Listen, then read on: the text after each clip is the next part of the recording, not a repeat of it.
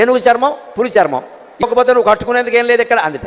అంటే ఆయన అన్నట్ట పులితోలు ఏనుగుతోలు రెండు దాచిపెట్టాయి, నేను ఏం కట్టుకుంటానో నీకు చూపిస్తాను అన్నట్ట. ఇప్పుడు కావాలనే పులితోలు ఏనుగుతోలు అయ్యవారికి దొరకకుండా చేసింది. ఇప్పుడు స్నానం